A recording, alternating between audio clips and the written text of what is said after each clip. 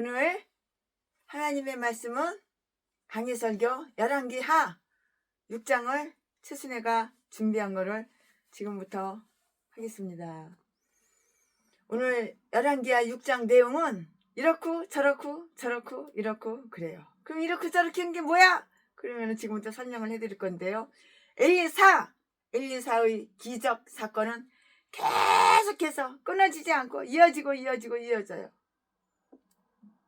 계속 이어지고 이렇게 이야기를 할 수가 있는 거예요. 이어지니까 이야기를 계속하지요. 도끼가 물 위에 둥실 이렇게 떠오르게 돼요. 안 믿어지죠? 도끼는 쇳덩어리잖아요. 무겁잖아요. 근데 도끼가 물 위에 떠오르게 된다고요. 이 말씀은 1절부터 7절까지 있고요.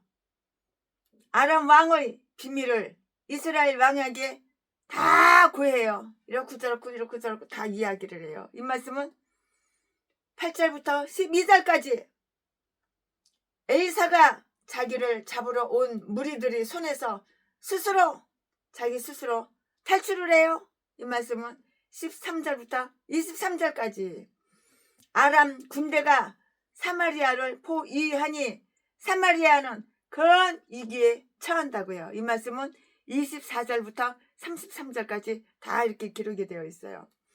이 사마리아 성을 구축한 것은 엘리사가 행한 또 하나의 기적이에요. 이것도 기적이죠. 엄청난 기적이죠. 그 이야기는 다음 장에 가서 나오는데요. 엘리사는 여전히 교회와 국가, 나라, 예언자들의 생도들과 그의 임군에게 모두 축복의 역할을 다 해요. 아멘. 지금부터 설교 제목은 물 위에 떠오른 도끼. 지금부터 본문 말씀은 열왕기하 6장 1절부터 7절까지. 1절 선지자의 생도가 엘리사에게 이르되 보소서 우리가 당신과 함께 거한 곳이 우리에게는 좁으니 2절 우리가 요단으로 가서 거기서 각각 한 제목을 취하여 그곳에 우리의 거할 처소를 세우사이다. 엘리사가 가로되 가라. 3절 그 하나가 가로되 청컨대 당신도 종들과 함께 하소서. 엘리사가 가로되 내가 하리라 하고 4절 드디어 저희와 함께 가니라. 무리가 요단에 이르러 나무를 베더니 5절 한 사람이 나무를 벨 때에 도끼가 자루에서 빠져 물에 떨어진지라. 물에 가라앉았겠죠. 도끼가 무거우니까는 쇳덩어리니까. 이에 외쳐 가로되 내 주여 이는 빌려온 것이 니다. 도끼를 빌려온 거래. 내 도끼가 아니고 내 소유가 아니고 도끼를 빌려온 거야.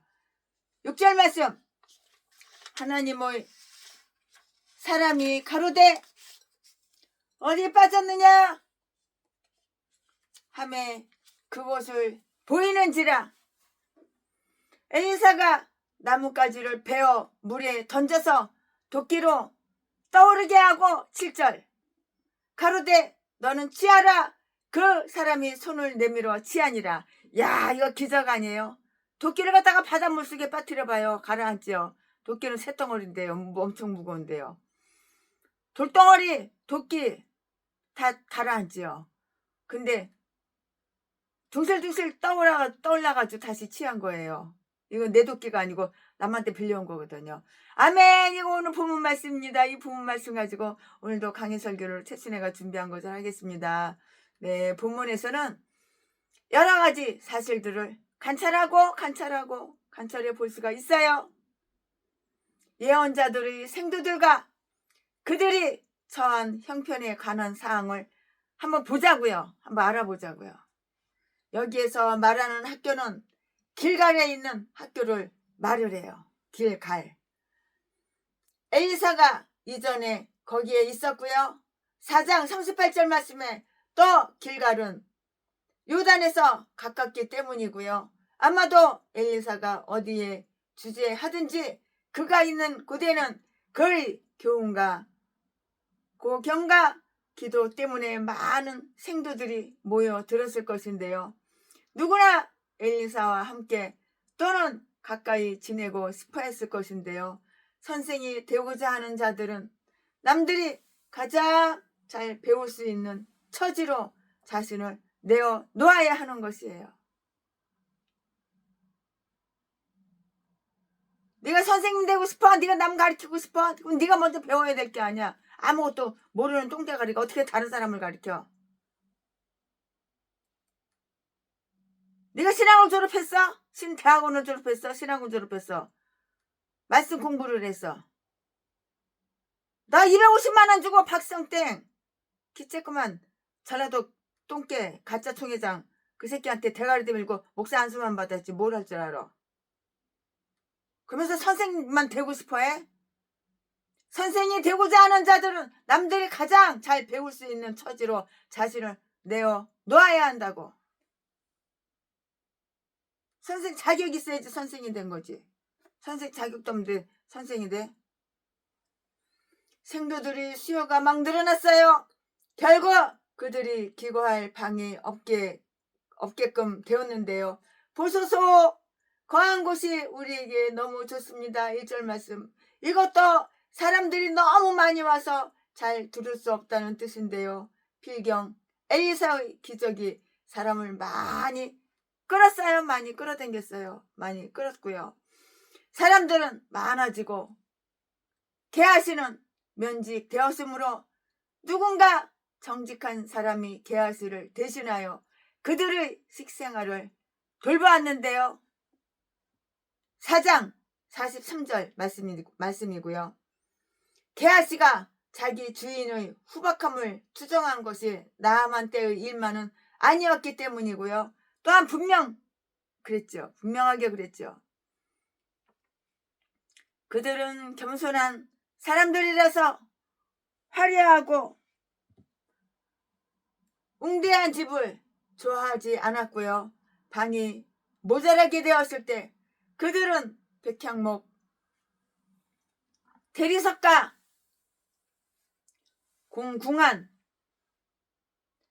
공교한 공예 기술자들을 구하러 사람을 보내자고 말하지 않았고요. 단지 각자 목재 하나씩을 가져와서 평범한 오두막을 짓자고 이렇게 했고요. 예언자들의 생도들은 모두 이 세상의 비천함에도 만족하게 이렇게 여기면서 저 세상의 귀중한 일을 염두에 두고 있는 그러한 자들이었다고요.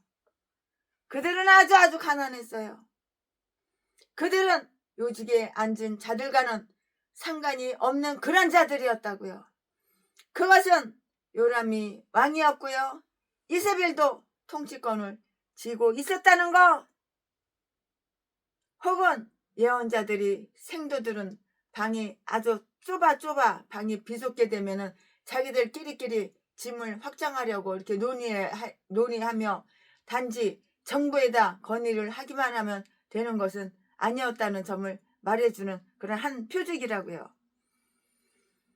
하나님의 예언자들은 세상에서 총애를 받는 일이 아주 드물었고요. 오히려 그들은 너무나 가난해서 너무나 가난해서 일꾼을 고용할 능력이 없었고요. 식모를 두고 싶어도 뭐 돈이 있어야지 식모를 두지. 이 사람들은 너무나 가난해서 일꾼을 고용할 능력이 없었다고요. 일꾼은 어떻게 고용을 해요? 돈이 없는데. 뭐 일꾼은 뭐 공짜로 부려먹어요? 월급 줘야죠. 보너스 줘야죠. 퇴직금 줘야죠. 미개 살려야죠. 그래서 이웃집에 가서 연장을 빌려와야 했던 것이고요. 당시에는 가난이란 것이 예언하는 일에 장애물이 되지는 않았어요. 그들은 근면하여 스스로 수고하려고 했고요. 그들은 아주 게으른 수필처럼 게으른 그러한 수도사라고 부르면 좋은데요. 남의 다른 사람의 수고로 살아가기를 바란 것이 아니고요. 자기들 스스로 일할 자유를 허락해 달라고 이렇게 빌었다고요. 예언자들의 생도들이 너무나 명상에만 전념하여서 행동하기에 부적합한 사람들로 변화될 정도가 되어서는 안 되듯이 일하기 싫어할 정도로 안일에 탐닉해서는 안 되는 거예요. 일하기 싫어? 그럼 처먹지도 말어. 게을러가지고 일하기 싫어? 나태해? 그럼 처먹지도 말어. 그러면은 차라리 뒤져버려. 그렇게 일하기 싫어? 우리 목사님들은 얼마나 부지런해. 그냥 새벽 3시에 일어나가지고 새벽 예배 다 준비하시고 기도하시고 새벽 예배까지 다 드리시고 낮에 하루 종일 신방 다니시고 얼마나 부지런하셔. 이 전라도 개목사는 게을러가지고 10시 11시까지 자빠졌잖아. 낮에 아침에 해가 중천은 떠는데도 안 일어나. 그리고 목사라는 새끼가 맨날 나훈아 노래 김지미 노래 그거나 틀어놓고 그거나 부르고 그리고 방송에 가서는 봉성가 한 개 부르고 이렇게 개목사들은 뒤져버려야 되는 거야. 게을러 터져가지고 게을러 터져가면 처먹는 것도 처먹지 말아야지. 처먹는 건 더럽게도 밝혀. 일하기 싫어할 정도로 안일에 탐닉되어서도 안 되고요. 먹어야 되는 자는 일을 해야 된다고요. 내가 먹고 싶어? 음식을 먹어야 되겠어? 그럼 일을 해야 되는 거야. 일을 안 하고 처먹는 걸 더럽게도 처먹어. 일하기 싫어할 정도로 안일에 탐닉되어서도 안 된다고요. 먹어야 되는 자는 일을 해야 되고요. 그렇지 않으면 차라리 굶어 뒤져야 되는 거야. 그렇지 않으면 굶어 죽어야 한다고. 이 말씀은 데살로니가후서 3장 8절 10절에 있어. 제순의 말이 아니고 데살로니가후서에 3장 8절 10절에 다 있어요. 그 누구도 정직한 노동을 짐스럽게 생각하거나 부끄러운 일로 여기서는 안 되는 것이에요. 그들은 엘리사를 존중하고요. 존경하는 그러한 자들이었다고요. 그들도 예언자였지만 그들은 그들에게 지극한 존경심을 보냈어요. 그들은 그의 허락 없이는 도무지 집을 지으려 하지도 않았고요. 2절 말씀에 우리 생각에는 아무리 온당하더라도 우리들의 판단을 한번 검토해 보는 것이 참 현명한 일이에요. 아주 현명한 일이죠. 그리하여 보다 지혜롭고 경험이 많은 자들의 충고를 들어보는 것이 참 좋은 일이에요. 특히 그 예언자들이 자기들의 아버지를 함께 모시고 가려 했으며 모든 행동은 그의 지시에 따라서 하려 했다는 사실은 특히 자랑스러운 태도라고요. 태도.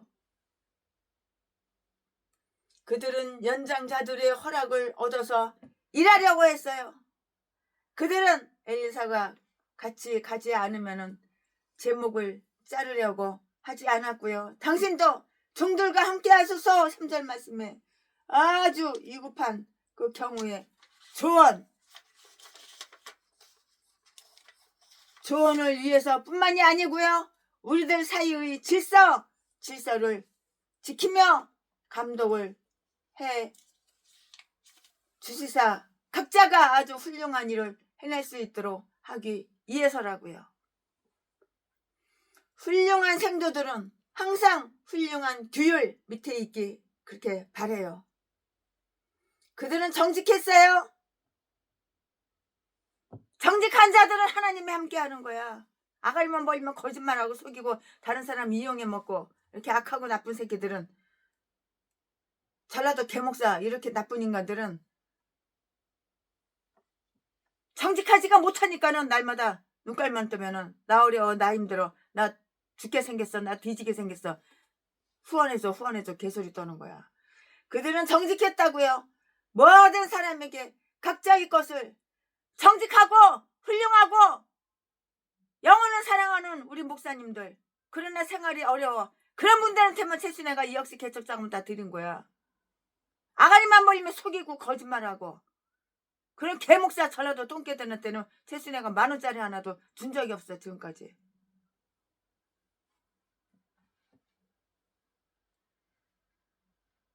얼마나 영혼을 사랑하고 얼마나 훌륭하신 목사님들 많은데, 그러나 재정이 좀 부족해서 최순애가 2억 개척자금 드린 거지. 정말 존경하는 목사님들 많아요. 훌륭한 목사님들 많아요. 정직한 목사님들 너무 많다고요. 그들은 정직했어요. 정직했다고. 아가리만 벌리면 사기치고 속이는 전라도 개목사 놈하고 달라. 그들은 정직했고요. 모든 사람에게 각자의 것을 돌리려고 한 자들이라고요. 그들 중 한 사람이 도끼질을 너무나도 열심히 하다가 불행하게도 그 도끼를 물속에 퐁당 빠뜨려 버렸을 때 일을 잘 안 하던 사람은 흔히 가열하기 쉬운데 그는 이렇게 말하지 않았는데요. 이건 우연한 실수야. 도와줄 자가 없느냐? 도와줄 자가 없는가? 도끼자루 탓이루다. 주인은 이제 할 수 없게 되었다고. 오히려 그는 큰 걱정으로 소리쳤어요. 아, 내 도끼자루.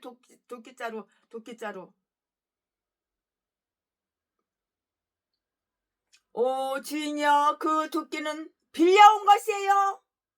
돈 주고 사온 것이 아니에요. 어떻게 하면 좋습니까? 5절이라고 이렇게 말씀하셨는데요.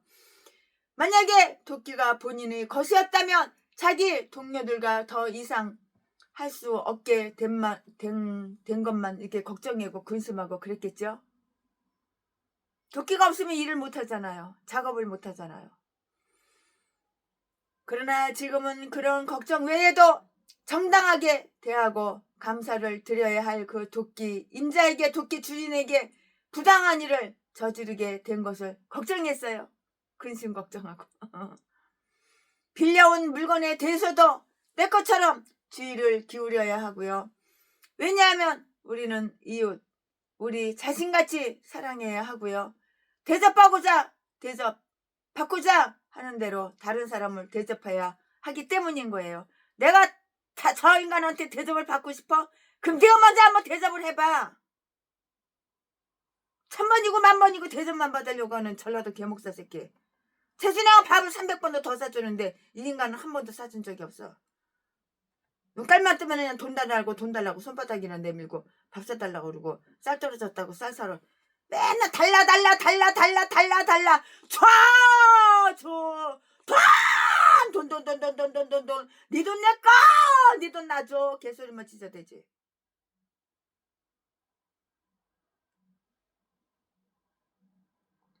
왜냐하면 우리는 이웃을 우리 자신같이 사랑해야 하며 대접을 받고자 하는 대로 남을 대접해야 하기 때문이라고요.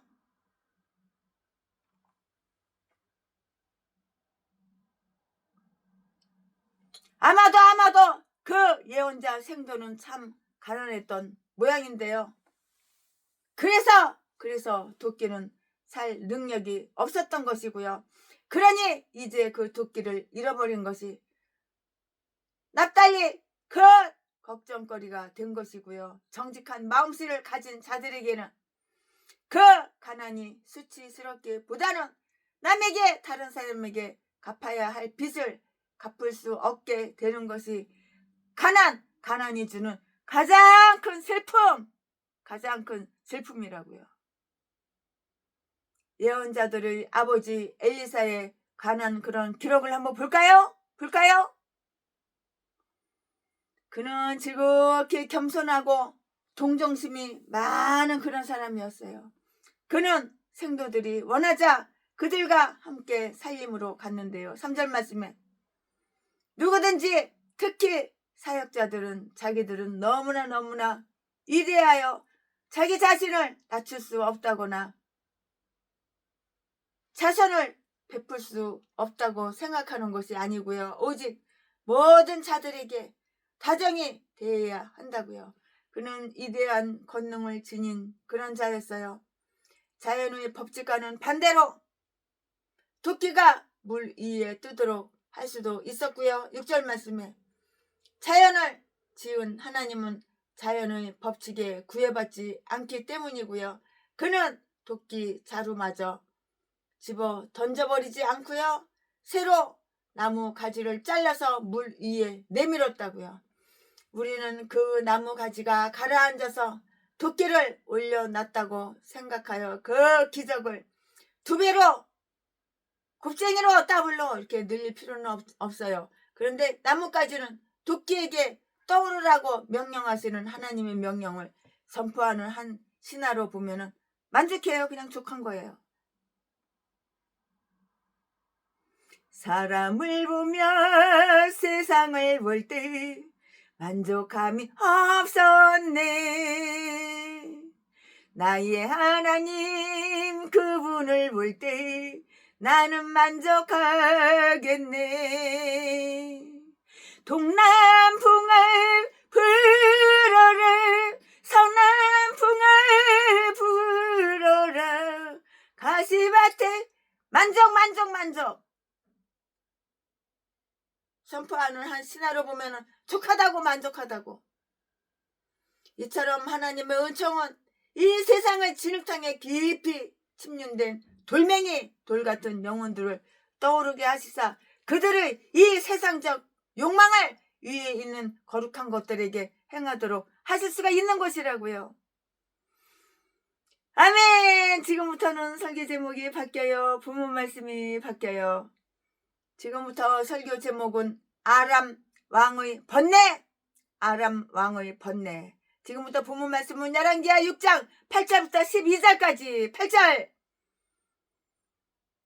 때에 아람 왕이 이스라엘로 더불어 싸우며 그 신복들과 의논하여 이르기를 우리가 아무데 진을 치리라 하였더니 9절. 하나님의 사람이 이스라엘 왕에게 기별하여 가로되 왕은 삼가 아무 곳으로 지나가지 마소서. 아람 사람이 그곳으로 나오나이다. 10절. 이스라엘 왕이 하나님의 사람이 자기에게 구하여 경계한 곳으로 사람을 보내어 방비하기가 한 2번이 아닌지라. 11절. 이러므로 아람 왕의 마음이 번뇌하여 그 신복들을 불러 이르되 우리 중에 누가 이스라엘 왕의 내응이 된 것을 내게 고하지 아니하느냐. 12절. 그 신복 중에 하나가 가로되 우리 주 왕이여 아니로소이다. 오직 이스라엘 선지자 엘리사가 왕의 침실에서 하신 말씀이라도 이스라엘 왕에게 구하나이다. 아멘. 이거 부분 말씀입니다. 이 부분 말씀 가지고 또 강해 설교를 쭉쭉쭉쭉 이어서 하겠습니다. 네. 예언의 영을 가진 엘리사, 이분은 예언의 영이 있어요. 예언의 영. 예언해 주는 것마다 정확해. 확실해. 자기 생각 개소리 짖어대는 게 아니야. 전라도 개목사처럼 예언의 은사 받지도 않았는데 복채 갖고 와, 돈 갖고 와, 감사한금 갖고 와, 감사한금 갖고 와. 1,000원짜리, 만원짜리 그딴 거 말고 수표 갖고 와, 수표. 그래야지 예언이 좋은 게 나가. 개소리 짖어대가지고 예언을 해주는 것마다 짖어대는 것마다 100명이고 1000명이고 10,000명이고 한 사람도 맞는 게 없어. 다 똥같은 대가리 속에서 나온 마귀가 준 그 생각대로 짖어대는 거야. 그게 무슨 예언의 의사야. 예언의 의사 받지도 않고 그게 예언이야. 그게 무슨 예언기도야. 예언기도 같은 개소리하고 자빠졌네. 사기꾼. 걔 참년 걔 잡새끼들이 다 목살해. 똥개도 전라도. 예언의 영을 가진 엘리사가 전에는 예언자들이 생도들을 도와주었듯이 여기서는 왕에게 협력한 사실을 다 읽게 되고요. 모든 은사가 다 그렇지만 예언의 은사는 그것을 유용하게 쓸 줄 아는 자들에게 임하기 때문이라고요. 이렇게 다 이유가 있는 거예요. 그리고 누구든지 자기에게 선을 행할 만한 능력이 있는 자는 그 능력으로 현명한 자와 그렇지 못한 모든 자들에게 빚을 갚아야 되는 거예요. 남들에게 빚지지 말고 빚을 갚아야 되는 거야. 빚을 갚을 능력도 없는데 돈 꼬져 빌려줘 그러고 다 떼쳐먹고. 10군데 100군데 돈 빌려가지고 네가 한 군데라도 갚은 적 있냐? 똥개 새끼야. 저라도 이렇게 싼 것들. 엘리사는 이스라엘의 적국 아람 왕의 우도나 아람 왕의 우도와 거동을 모두 왕에게 다 가르쳐줬는데요. 다 알려줬는데요. 그렇게 다 알려주었으니 그야말로 가장 힘센 장수나 신실한 첩자들보다도 더 유용한 일을 한 것이에요. 이렇게 바로 된 거예요. 이렇게 유용한 것이라고요. 아람 왕이 전쟁 비밀 회합을 열고요. 이스라엘 변방의 어느 지역에 매복해 있기로 결정하고 나서요. 이 계획이야말로 사실 실로 솔직하게 얘기해서 아주 놀랄만한 일이라고요. 이스라엘군은 너무너무 저항도 못하리라고 이렇게 생각하고 있었다면 그의 군대가 아직까지 명령을 받기도 전에 먼저 이스라엘 왕은 엘리사에게 이러한 정보를 다 듣고요. 미리서 피해를 막을 수 있게 되는 것이라고요. 미리서 피해를 다 막는 거예요. 미리 피해를 다 막을 수 있잖아요. 이런 일이 여러 번 일어났어요. 8절부터 10절까지. 그러면은 여기에서 다음과 같은 사실들을 다 알 수가 있는데요. 어떻게 알아? 어떻게 그 다음과 같은 사실을 알아? 말씀해 드릴게요. 하나님의 백성 이스라엘의 적들은 이스라엘의 원수 이스라엘의 적들은 교묘하게 간신 가식적으로 가면 쓰고 이스라엘의 적 이스라엘 원수 교묘하게 사탄마귀 귀신들이지. 비단뱀 껍데기는 비단처럼 번질번질해. 속은 뱀이 우글우글거려. 구렁이가 우글우글거려. 악마 악질 독사 쓰레기 전라도 개목사 개잡년들 개잡새끼들. 이스라엘의 적들은 교묘히 궁리하며 끊임없이 공격을 시도한다는 것을 다 볼 수가 있다고요. 저희가 알지 못하고 보지도 못하는 사이에 우리가 저들에게 들어가 저들을 살육하리라 라고 그들은 벼르고 별나요. 이렇게 벼르고 있어. 이렇게 마음속에 꽁 하고 벼르고 있다고. 이 말씀이 어디에서? 느헤미야 4장 14절 말씀에 기록이 다 되어 있어요. 느헤미야 4장 11절 말씀에 다 기록이 되어 있어요. 그들의 모든 궁리가 하나님께 알려지며 그들의 은밀한 것까지 알려지고요. 하나님은 사람들이 하는 행동뿐만이 아니라 생각까지 아시며 그것을 분쇄할 수 있는 여러 가지 방책을 다 가지고 계시는 거예요. 미리 위험이 경고되면 그것은 우리에게 유리하다고요. 사전에 방비할 수 있기 때문이고요. 하나님의 예언자들의 역할은 우리에게 경고를 주는 것이에요. 우리가 경고를 받았는데도 구원받지 못한다면 그것은 우리들 자신 때문이고요. 그러므로 우리의 피가 우리의 머리 위에 쏟아지게 될 것이라고요. 이스라엘 왕은 아람 왕의 계획으로 인한 자기의 위험을 엘리사가 경고해 주자 그것을 중히 여겼다고요. 그러나 죄로 인한 그 위험을 경고해 주었을 때는 그 경고를 중요하게 여기를 하지 않았고요. 대부분의 그 사람들은 그런 경고에 귓구멍 닫아! 귓구멍 열지도 않아. 귀를 기울이지도 않았다고요. 한 길로 듣고 한 길로 흘러버려. 장난하냐? 지금 장난치냐?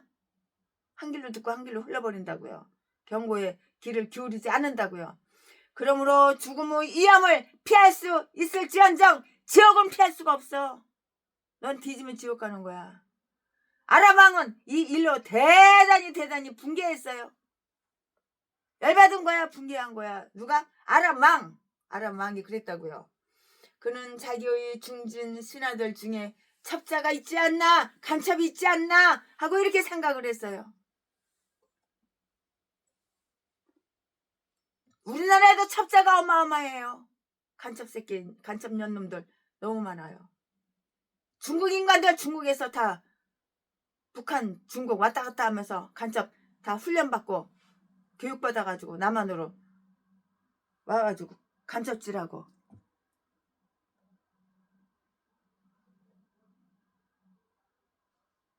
부정선거나 저지르고. 다 부정선거. 빨갱이들 표가 왜 이렇게 많이 나와? 뭉티기로 나와, 뭉티기로. 우파표 싹 갖다 버리고 통 바꿔지게 하고. 그래서 그 참모회의 내용이 누설된다고 이렇게 본 것인데요. 11절 말씀에 그러나 그 신하들 중 한 사람 나아만과 다른 신하들에게서 다 기로 이렇게 다 들었는데요. 이 엘리사의 기적 역사를 알고서는 이스라엘 왕에게 이 정보를 제공하는 자는 틀림없이 누구? 엘리사일 것이라고 이렇게 결론을 딱 내린 거예요. 엘리사 아니면 다른 사람 누구 있겠어요? 12절 말씀에 게하시의 생각을 알 수 있었던 자가 무엇이든지 모르겠어요? 다 알죠? 척하면 삼천리지요. 네 대가리 속에 무슨 생각을 하고 있는지 그거 모를 것 같아? 척하면 척이지. 게하시의 생각을 알 수 있었던 그런 엘리사가 네 대가리 속에 뭐가 들었는지 몰라? 다 알지. 훤히 알지. 예언의 은사까지 받았는데 그거 몰라? 게하시의 생각을 알 수 있었던 자가 무엇인들 모르랴? 다 알지.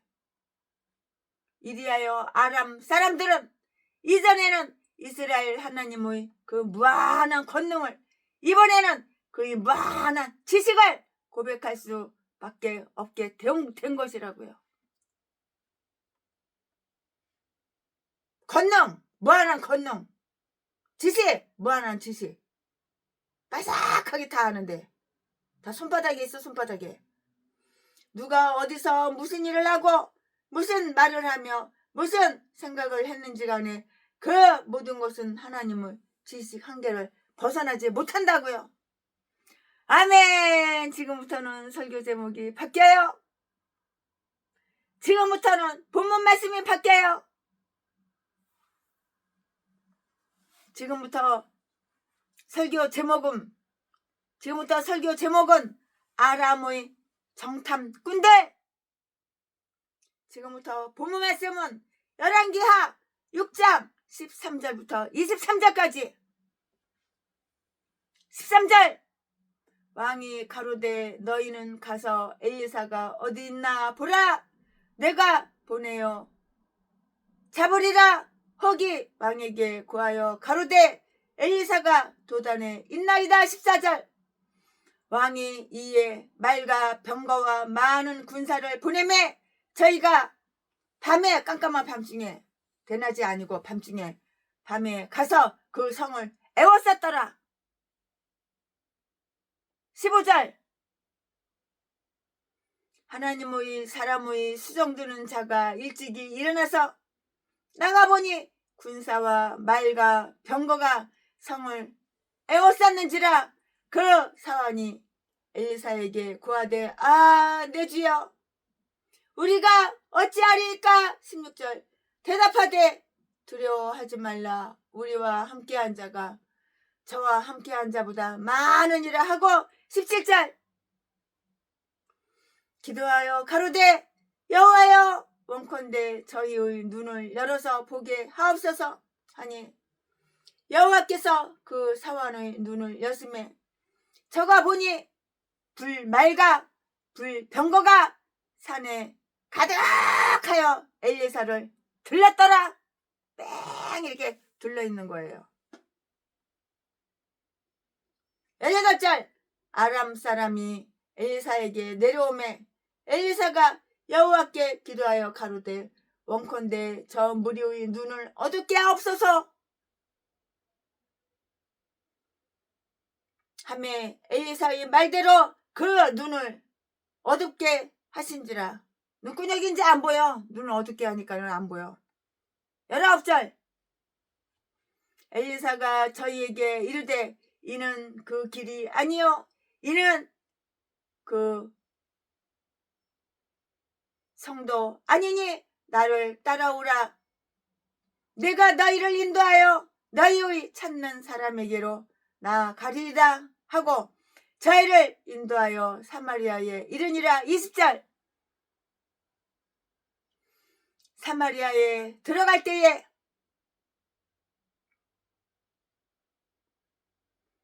엘리사가 가로되 여호와여 이 무리의 눈을 열어서 보게 하옵소서. 아까는 장님되게 해달라고 깜깜하게 안 보이게 해달라고 그러고 이제 또 눈 보이게 해달라고 그렇게 기도를 한 거예요. 하나님은 기도를 다 응답 잘 해주시죠.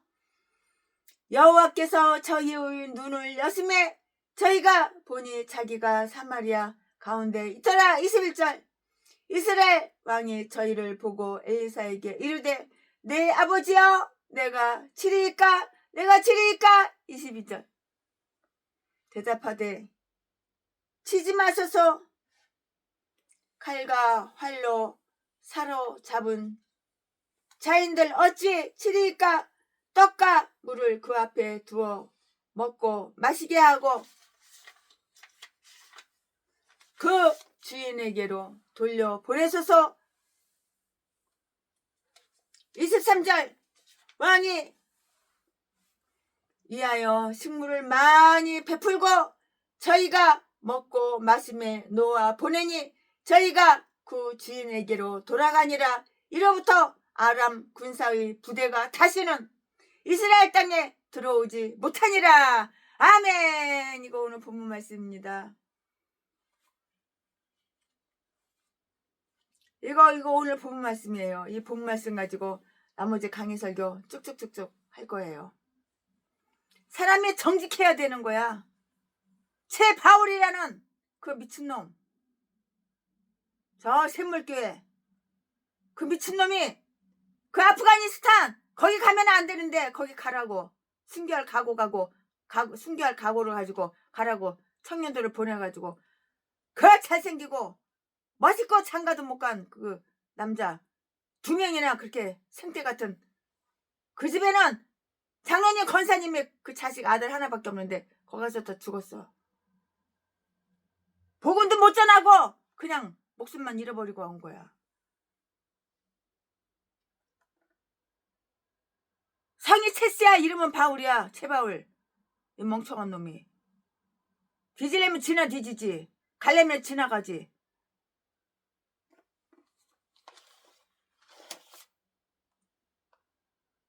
아주 멍청한 새끼. 재순이도 거기 가서 교육을 받았어. 선교사로 나가려고. 아 근데 이 새끼가 아리 벌리는 것마다 진실하고 정직하지가 않고 다 뻥이고 다 거짓말이야. 이름이 뭐야? 체바울. 선교사. 똥개 새끼. 생긴 것도 저렇게도 못생긴 새끼. 그래가지고 안 갔어. 안 가길 참 잘했지. 사람은 정직해야 되는 거야. 내가 목사고 내가 선교사고 내가 장로고 내가 권사고 내가 집사면은 정직해야 되는 거야. 이름은 체바울인데 이 새끼가 아가리만 벌리면 거짓말하고 속이고 뒤지려면 지나 뒤지지. 그 아프가니스탄에 보내면은 그럼 그 사람들 죽을 줄 몰랐어? 빠삭하게 다 알았어. 이 새끼는 일부러 죽이려고 일부러 보낸 거야. 개소리 지저대고 실실실실 웃어가면서 낄낄낄낄낄 웃어가면서 아유 그 마귀 새끼 같아. 웃을 때 보면은 깃방망이 한 대 갈겼으면 좋겠어. 웃을 때 보면은 낄낄낄낄 웃으면서 실실실실 웃어가면서 그렇게 거짓말을 해. 아람 왕은 엘리사를 잡아오라고 많은 군대를 파견했어요. 그는 엘리사가 도단에 있다는 것을 알아냈는데요. 13절 말씀에 도단은 지금은 이제 강의 설교하는 거예요. 이제 본문 말씀은 이제 23절까지 본문 말씀 끝났어요. 본문 말씀 제가 했죠. 본문 말씀 23절. 왕이 이하여 식물을 많이 베풀고 저희가 먹고 마심에 놓아 보내니 저희가 그 주인에게로 돌아가니라. 이로부터 아람 군사의 부대가 다시는 이스라엘 땅에 돌아오지 못하니라. 아멘. 여기까지가 본문 말씀이에요. 이제부터 강해 설교 시작하는 거예요. 아람 왕은 이사야를 잡아오라고 많은 군대를 파견했다고요. 그는 엘리사가 도단에 있다는 것을 알아냈어요. 13절에 도단은 사마리아에서 멀지 않은 곳이에요. 그렇게 멀지 않은 곳이에요. 왕은 그리로 많은 군사를 보내어 밤중에, 깜깜한 밤중에 그를 공격하여 잡아 오든지 체포하여 오라고 이렇게 말을 했는데요. 14절 말씀에 아마도 아람 왕은 예전에 이사야를 잡으려고 50부장 한 사람과 그의 부하들만이 갔다가 실패를 하고요. 만 그 사실을 들어서 다 알고 있었어요. 왜 몰라? 다 알지. 다 귓구멍으로 들었는데 왜 몰라? 다 알고 있었죠. 그래서 그는 군사를 보내어 엘리사를 잡아오게 했고요. 마치 하늘에서 불이 떨어지더라도 50명쯤이야 싶겠지만 5만 명 정도이면 쉽게 불살라 버릴 수 없다고 이렇게 생각을 한 것이에요. 나아만은 엘리사가 어떤 요새에 살고 있는 것도 아니고요. 무슨 호위병을 거느리고 있지도 않고요. 또 그 백성들과 그렇게 큰 이해 관계를 가지고 있는 것도 아니라서 백성들에게서 일어나는 그 소요를 무서워하지도 않는다는 따위의 그 사실을 왕에게 다 이렇게 알려줄 수 있었을 것이라고요. 그렇다면 왜 그렇게 큰 군대를 필요로 했겠는가? 그러나 나아만은 아람 왕이 완전히 특히 돌연한 갑자기 기습을 조심하기 위한 안정책을 쓰기를 바랬어요. 어리석은 사람이로다.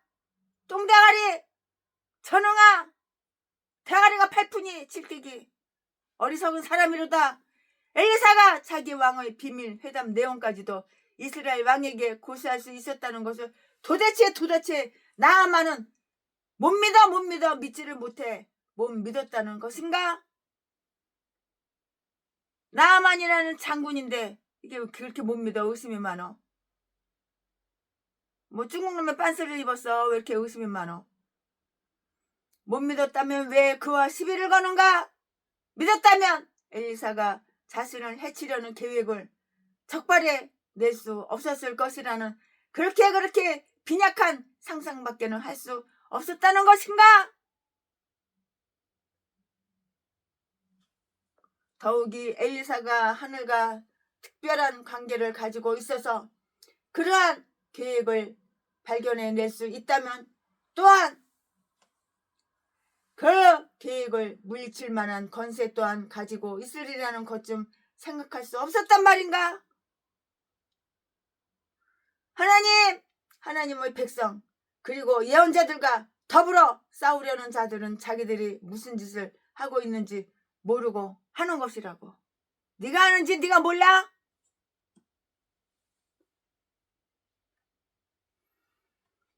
예언자 엘리사의 종이 아람군에 의해서 도단 성읍이 포위된 것을 알았을 때 크게 걱정을 하고요. 아주 놀라움에 빠지게 되었어요. 그러나 예언자는 그를 진정시키고요. 공포를 제거해 줄 수 있는 유효 적절한 방도를 강구했다고요. 엘리사는 자기 종을 일찍 일어나게 했고요. 그날 결제를 하고요. 해야 할 일들을 차곡차곡 알아보게 하는 그 관습 습관이 이렇게 있었어요. 습관이. 그 종이 일어났을 때 군대의 웅성대는 소리를 다 듣고요. 그쪽으로 내다보니 자기 성읍의 주변을 에워싸고 있는 군대가 있었어요. 15절 말씀에 기록이 다 되어 있죠. 그리고 그는 그들이 공격이 반드시 승리하리라고 믿었는데요. 그래서 즉시 저들의 공격이 반드시 승리하리라고 이렇게 믿었는데요. 그래서 즉시 저들이 수중에 들어간 이 난경을 예언자에게 알려야겠다고 이렇게 생각했어요. 이제 다음 사실들을 다 엿볼 수가 있는데요. 그럼 그 다음 사실이 뭐냐? 말씀드릴게요. 종은 지극히 당황했어요. 곧장 엘리사에게 달려가서 보고를 했고요. 그는 또 이렇게 말을 했어요. 내 주여, 우리가 어찌하리까? 우린 이제 우리는 죽었습니다. 도망갈 수도 없고요. 날아갈 수도 없게 되었다고요. 어떻게 하면 좋아요? 도망갈 수도 없어요. 날아갈 수도 없어요. 이러지도 못하고 저러지도 못하잖아요. 도망갈 수도 없고요. 날아갈 수도 없게 되었다고요. 그들이 손에 처분되는 수밖에는 별 도리가 없어요. 다른 도리가 없어요. 다른 방법이 없어요. 그가 다윗의 시편, 이것은 당시에도 있었는데요. 1만 명의 사람이 와도 두렵지 않는 법을 배웠을 것이고요. 시편 3편 6절 말씀에 또한 군사가 그를 치려고 애워쌌을지라도 두려워하지 않는 법을 배웠다고요. 시편 27편 3절 말씀에. 뭐가 이렇게 두려워? 강하고 담대해야지. 뭐가 이렇게 두려워? 채순이는 다른 거 다 무식한데 채쓰고 곱슬머리고 옹이라서 그런지 강하고 담대한 거는 있어. 다른 거 다 무식하고 다 마시간 것도 많지만 그가 자기는 자기의 주인과 함께 포위되었다는 사실을 생각해 보았고요. 또 주인을 통해서 하나님은 위대한 일을 미리 해냈으며 지금도 그가 무할례자들의 수중에 떨어지는 것을 원치 않고 계신다는 것, 그리고 그 주인은 이미 다른 사람들을 구원해낸 적이 있으므로 분명코 그 자신을 구원해낼 것이라는 그 점들을 다 생각해 보았더라면 그가 이처럼 당황하지는 않았을 것이잖아요. 최순의 개인적인 생각인가요? 만약에 그럴 때면 당황해서 벌벌벌 떨고 두려워하고 그러지는 않았을 것이다, 이렇게 생각이 들어요. 그가 단지 내가 어찌할 거, 어찌하지? 나 어떻게 하면 좋아? 내가 어찌하지? 내가 어찌할 거? 하고만 바랬더라면 다소 변명될 수도 있을 것인데요. 마치 주여 우리를 구하소서, 죽게 되었나이다 라고 말했던 제자들과 똑같은 행동을 한 것이라고요.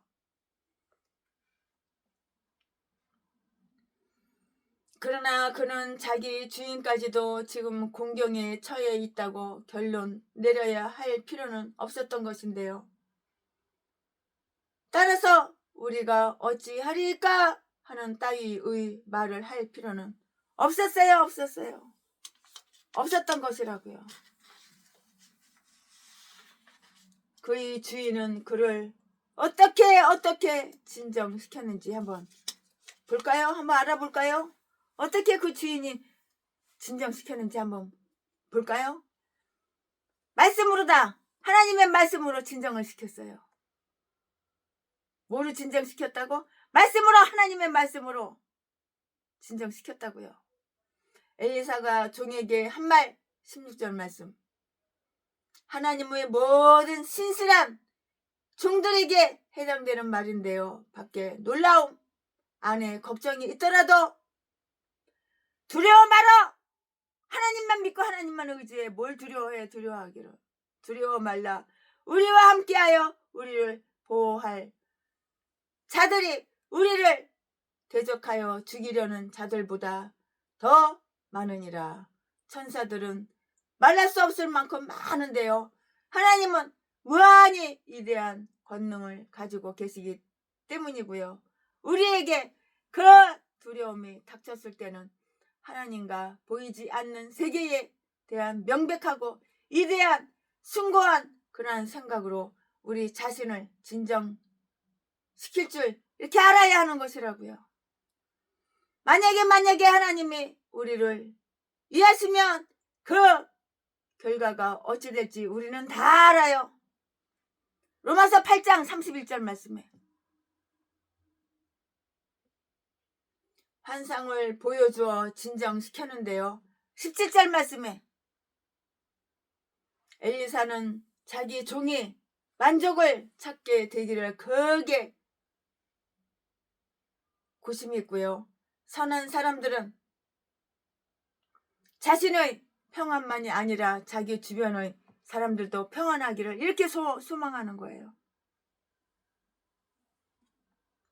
나도 평안하고 너도 편안하고, 나도 평안하고 너도 평안하고, 내 주변 사람들도 다 평안하고,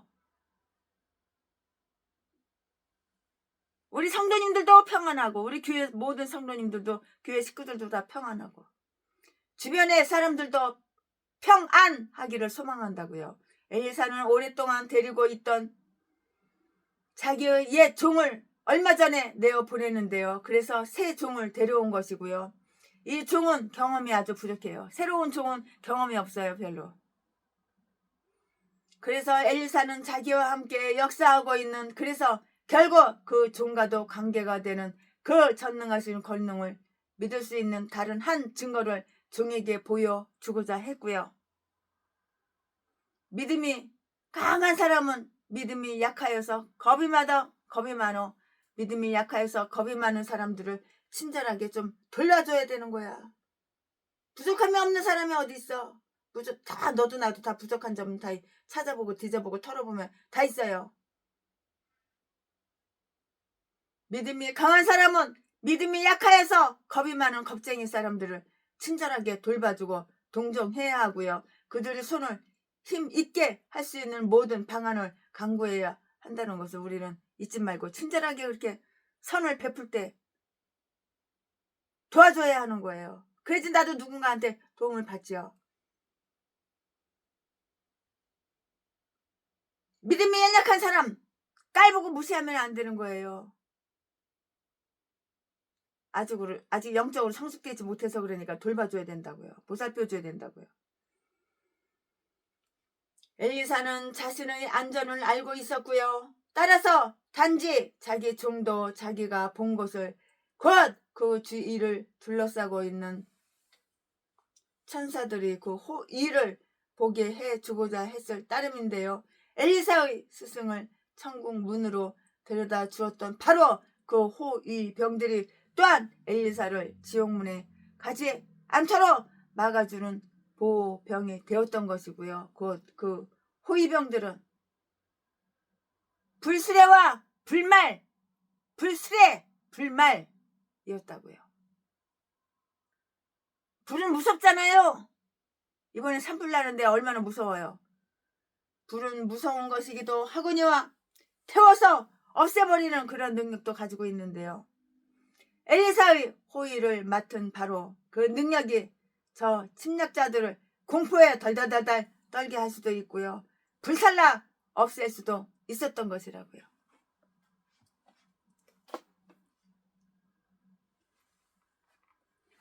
천사들은 하나님의 사자들이기도 해요. 천사들은 하나님의 사자잖아요. 천사들은 하나님의 사자이기도 하지만 또한 그의 병사이고요. 또한 군사이고요. 창세기 32장 2절 말씀에 그의 군단이고요. 연대 병력이다고요. 마태복음 26장 53절 말씀에 그래서 그들은 하나님의 백성의 복리를 위해서 일하는 것이라고요. 그 종을 확신케 하기 위해서는 단지 그의 눈을 뜨게 해주기만 하면 되었고요. 그래서 엘리사는 그것을 기도하여 얻었고요. 여호와여 그의 눈을 뜨게 하사 보게 하소서.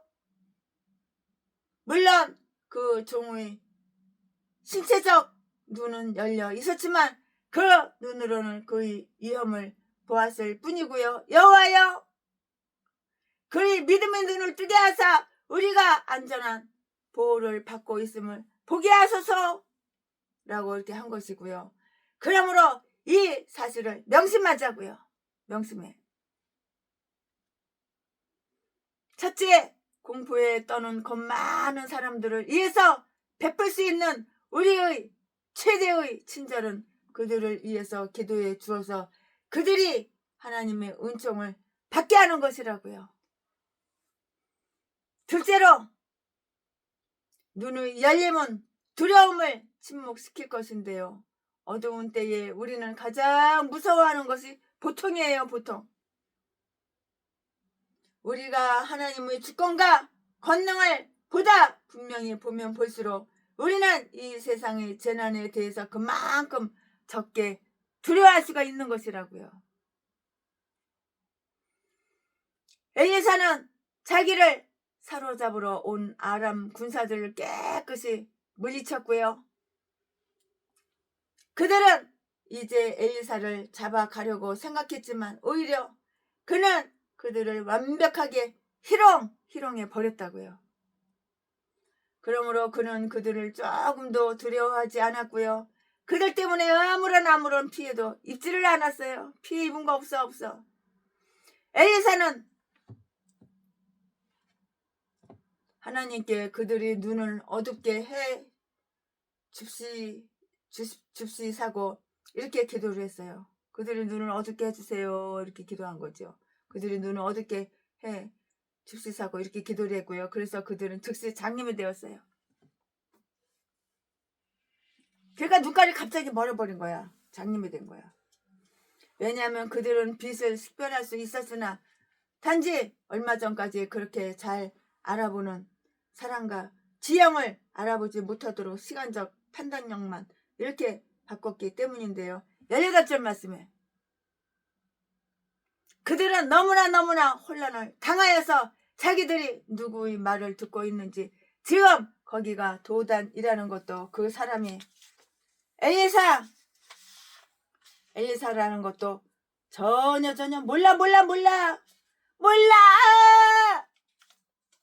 모른다고 몰라 그것도 모르면서 낮에도 황혼 때와 같이 넘어졌어요. 이사야서 59장 10절 말씀, 욥기 12장 24절 25절 말씀. 기억력이 다 사라졌고요. 분별력도 다 없어져 버렸어요. 그럼 이게 뭐야? 바보지. 기억력이 다 사라지고 분별력도 다 없어졌으면 이게 치매 걸리고 바보지 뭐야. 써먹을 데가 있어? 써먹을 데가 없지.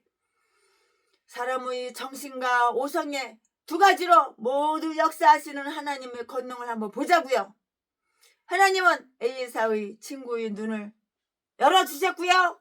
그의 대적의 눈을 어둡게 하시사 보기는 보아도 깨닫지 못하게 이렇게 하셨다고요. 이사야서 6장 9절 말씀에 그리스도께서도 이 세상에 심판하러 오셨다고 했으니 곧 보지 못하는 자들은 보게 하시고요. 보는 자들은 소경이 되게 하려 함이라. 요한복음 9장 39절 말씀. 그래서 어떤 자에게는 생명의 향기가 되고요. 또 어떤 자에게는 죽음의 냄새, 썩은 냄새, 송장 냄새, 죽음의 냄새가 된다고요. 왜 그럴까요? 말씀 속에 말씀이 다 연결이 되어 있어요.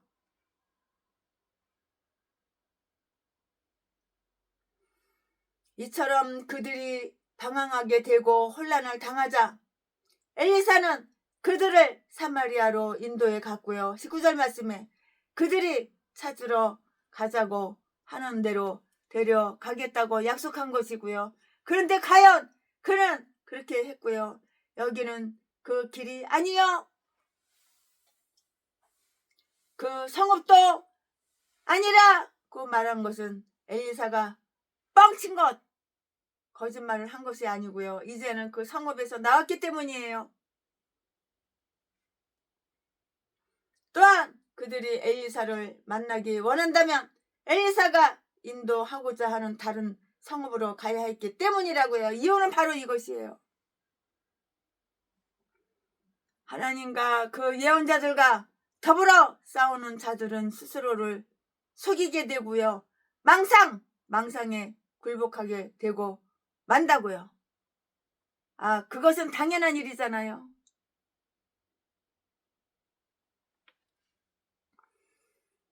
엘리사는 그들을 사마리아까지 인도하고 나서는 두 번 다시 그들이 눈이 열리게 되고요. 기억력이 회복되게 해달라고 하나님께 기도를 했고요. 그래서 그들이 자기들이 있는 처소를 분별하게 되자 20절 말씀에 큰 공포에 떨면서 그들이 사마리아 성읍의 한가운데 와 있다는 것을 이렇게 다 보게 됐어요. 보게 되었다고요. 아마도 사마리아에는 그들을 모두 처형할 만한 상비군이 있었을 것이고요. 그들을 모두 전쟁 포로로 만들어 버릴 힘도 갖추고 있었을 것이라고요. 이 세상의 신 사탄 악마, 이 사탄은 사람의 눈을 멀게 하며 그들을 멸망으로 매혹시키고요.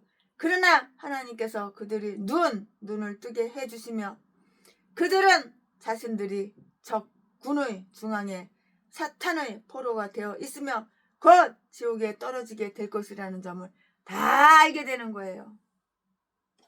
왜 몰라요? 왜 몰라요? 다 알게 되죠. 그러나 얼마 전까지도 그들은 자기들이 안전한 곳에 있다고 이렇게 생각하고 있었던 것이에요. 나는 안전해! 나는 안전해! 나는 안전한 곳에 있어! 이렇게 생각을 하고 있었던 것이라고요. 하나님과 교회의 원수들은 자기들이 한참 승리감에 도취되어 있을 때에 자기들이 곧 정복되고 참패를 당하고 말게 되는 꼴을 다 보게 된다고요. 몰라? 모르지. 아직은 모르지. 당해봐야 알지. 발등에 불이 떨어져야지 그때 알지.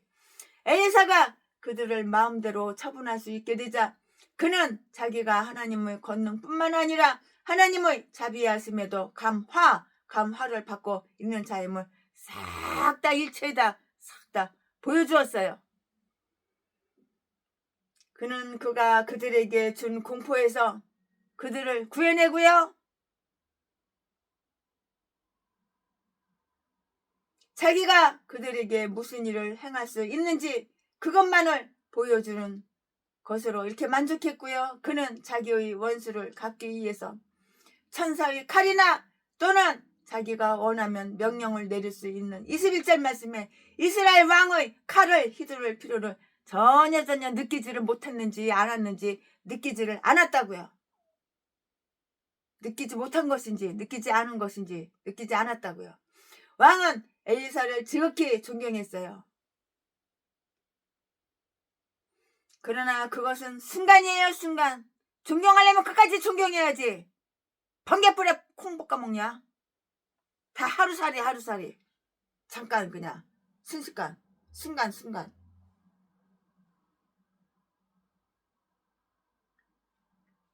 그러나 그것은 순간이고요. 곧 엘리사를 죽이기로 이렇게 결심을 해요. 언제는 존경했고 언제는 죽이기로 결심을 해? 엘리사를? 엘리사 죽이려고 이렇게 결심하면 네가 먼저 뒤진다는 거 몰라? 의로운 사람, 선한 사람을 왜 죽여? 언제는 존경했고 언제는 며칠 못 가서 금방 또 죽여?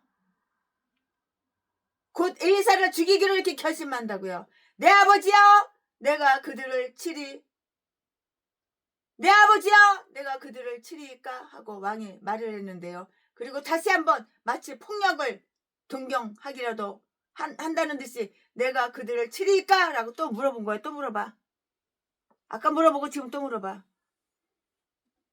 아마 왕은 자기가 아버지가 이전에 하나님의 명령을 따라 죽여 버렸어야 했던 자들에게 손을 대지 않는 영고로 하나님의 몹시 분노하셨다는 것을 기억하고 그와 비슷한 방식의 죄를 범하고 싶지 않은지는 모르겠는데요. 그 왕은 이 예언자의 허락이 없이는 결코 한 사람도 치지 않을 만큼 그 예언자를 존중하고 있었던 것이라고요. 조속으로 바뀌어 인간은. 존경해요. 내일 가면 죽여야지. 독을 품고 악을 품고 살인을 품고 이렇게 하루도 못 가. 마음이 이렇게 바뀌어.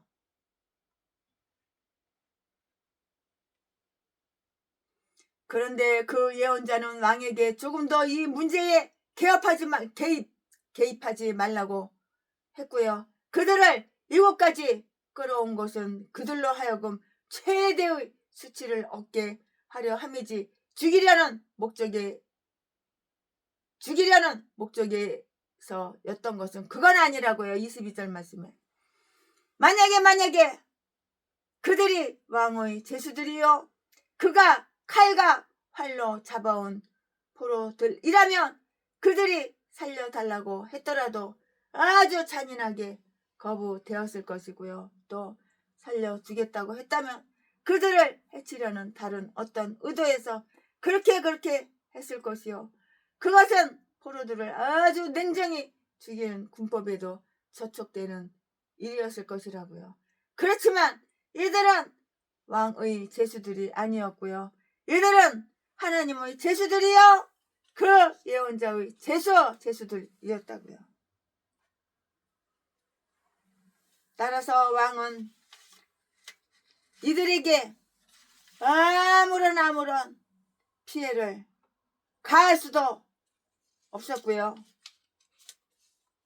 하나님의 섭리에 겸손하게 공손하게 이렇게 복종하는 자들이 자신들을 위해서도 가장 안전한 길을 가게 되는 것이라고요.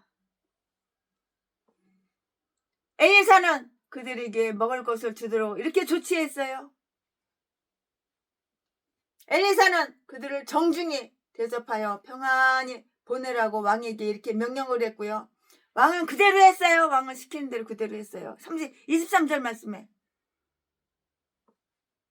왕이 자기 마음을 억누르고 또 자기에게 유리해 보이는 것도 물리치고서 예언자에게 그토록 순종했다는 것은 정말로 칭찬할 만한 일인데요.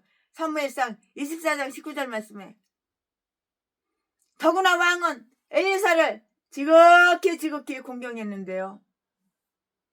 곧 엘리사는 단지 그들에게 떡과 물을 주라.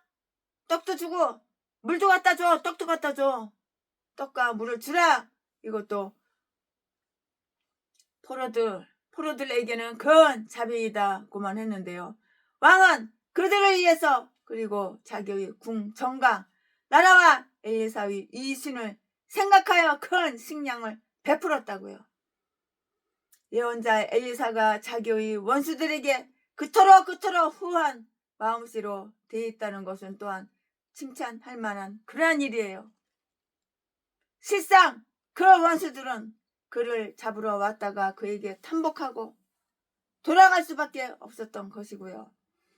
엘리사야말로 그들이 이제껏 만난 사람 중에서 가장 위대한 권능을 가지고 있으며 가장 친절한 사람이라는 것을 다 알게 된 것이에요. 원수를 사랑하고 우리를 미워하는 자들에게 자비를 베풀어야 할 저 위대한 의무는 구약성경 잠언 25장 21절 22절 내 원수가 줄이거든 먹이라 출애굽기 23장 4절 5절 말씀에서 명령되어 있고요. 근데 쉽지가 않지요. 또한 본문 중의 엘리사처럼 실행되어야 하는 사실이라고요. 엘리사의 선배들은 자기들을 박해하던 자들을 불살라 죽이는 불길을 요구함으로써 하나님의 정의의 증거를 싹 다 이렇게 다 보여주었었는데요. 그러나 엘리사는 그의 박해자들의 머리에 숯불을 놓아 그들을 변화시킴으로 말미암아 하나님의 자비의 증거를 다 보여주었다고요. 그러므로 우리는 악에게 지지 말고 선으로 악을 이기도록 하자고요. 악에게 지지 말고 선으로 악을 이기도록 하자고요. 쉽지가 않죠? 이렇게 말씀을 알기는 아는데 실천이 안 되죠? 네, 이 사건은 잠시 동안 아람 사람들에게 좋은 영향을 끼쳤고요. 그들이 다시는 이스라엘 땅에 들어오지 않았고요. 23절 말씀에 이렇게 되어 있는데요. 즉 엘리사를 잡을 목적으로는 침입하지 않았다는 것이에요. 그들은 그렇게 해봐야 헛된 일, 헛짓, 헛된 일이라는 것을 다 알았고요. 또 자기들 중에서는 아무도 그렇게 위대하고 선량한 사람을 죽이려는 자가 없었기 때문이고요. 적을 가장 멋있게 이기는 승리는 그들을 친구로 만드는 것이에요. 나 너 맘에 들어. 나는 너를 내 친구로 만들고 싶어. 그런 것이겠죠? 아멘. 지금부터는 설교 제목이 바뀌어요. 본문 말씀이 바뀌어요. 지금부터 설교 제목은 포위된 사마리아 성. 포위된 사마리아 성. 지금부터 본문 말씀은 열왕기하 6장 24절부터 33절까지 24절. 이후에 아람 왕 벤하닷이 그 온 군대를 모아 올라와서 사마리아를 에워싸니 25절. 아람 사람이 사마리아를 에워싸므로 성 중에 크게 줄여서 나귀 머리 하나에 은 83개리요 한 분태 4분 1 갑에 은 5세겔이라. 26절. 이스라엘 왕이 성 위로 통과할 때에 한 여인이 외쳐 가로되 나의 주 왕이여 도우소서. 27절. 왕이 가로되 여호와께서 너를 돕지 아니하시면 내가 무엇으로 너를 도우랴. 타작 마당으로 말미암아 하겠느냐. 28절. 또 가로되 무슨 일이냐. 여인이 대답하되 이 여인이 내게 이르기를 내 아들을 내라. 우리가 오늘날 먹고 내일은 내 아들을 먹자 하매 네 아들 뜯어먹고 내 아들 뜯어먹고 배고프니까 오늘은 내 아들 뜯어먹었어? 그럼 내일은 네 아들 뜯어먹는 거야. 오늘 네 아들 뜯어먹었어? 그럼 내일은 내 아들 뜯어먹는 거야. 28절. 또 가로되 무슨 일이냐. 여인이 대답하되 이 여인이 내게 이르기를 내 아들을 내라.